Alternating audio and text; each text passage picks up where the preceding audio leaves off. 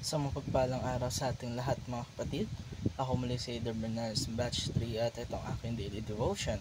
At ngayong araw, pag-uusapan natin ay kung si Kristo nga ay nagpakumbaba, ikaw pa kaya? At ang Bible verse natin ay Philippians chapter 2, verse 5 to 8. Sinasabi sa ating scripture ngayong araw, I let this mind be in you, which was also in Christ Jesus, who, being in the form of God, thought it not robbery to be equal with God, but made himself of no reputation, and took upon him the form of a servant, and was made in the likeness of men. And being found in fashion as a man, he humbled himself and became obedient unto death, even the death of the cross. Si Jesus na ating Panginoon ay kusang nagpakumbaba. Hindi lang siya naging tao, kundi tiniis niya ang kahihiyan, sakit, rejection, at kamatayan para sa atin at para sa sanlibutan.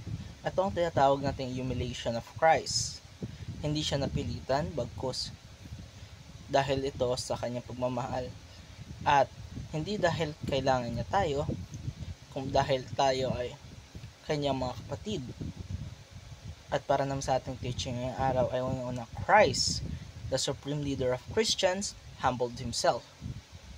Si Jesus ay hindi ordinaryong tao, siya ang hari ng mga hari, siya ang Alpha at Omega. Pero kahit na ganoon, pinili niyang magpakumbaba o bumaba.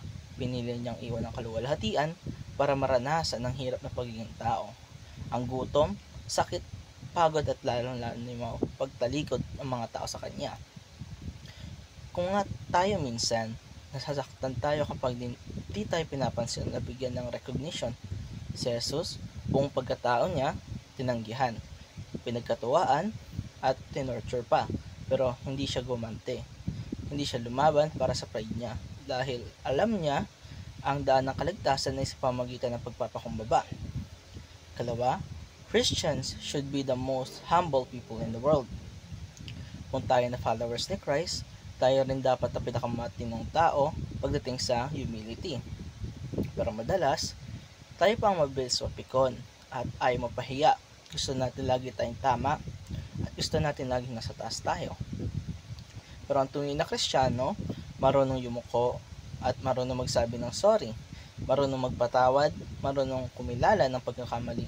Pero dahil alam natin walang-wala tayo kung wala si Kristo at kung siya nga nagpapakumbaba, sino ba naman tayo para magmataas? Kitatlo ay Christ's humility serves as the model all Christians must follow. Hindi lang ito kwento na dapat nating alalahanin. Ito ay pattern na dapat nating sundan sa ating pamilya, sa friendships, sa trabaho at sa church. Dapat nating i-practice ang humility. Hindi madali, pero kailangan. Lalo na kung tayo nakakasakit o nasasaktan. Pero tandaan natin na si Jesus nasaktan din. Hindi siya exempted sa hirap, pero pinili niya pa rin magpakumbaba. Kailangan nating lunukin ang ating mga pride para sa kapayapaan. Kailangan nating manahimik kahit tayo ay nasa tama na para sa ikabubuti ng lahat. At hindi dahil mahina tayo, kundi malakas ang loob nating sumunod kay Kristo. At ngayong kapatid, tanungin natin ang ating Panginoon kung si Kristo nga ay nagpapakumbaba para sa atin, bakit hindi natin ito magawa? May mga sitwasyon sa buhay natin ngayon na natawag tayo ng Diyos na maging humble. At may mga taong hindi makausap dahil sa pride. At dahil tayo may galit na kinikimkim. Kung kaya mga kapatid, ganito ko importante ang pagiging humble natin sa ating mga kapwa kahit na tayo may estado sa buhay, tayo mataas, tayo pa rin dapat ay nagpapakumbaba. At dito nagtatapos ang aking daily devotion. Maraming salamat sa panonood.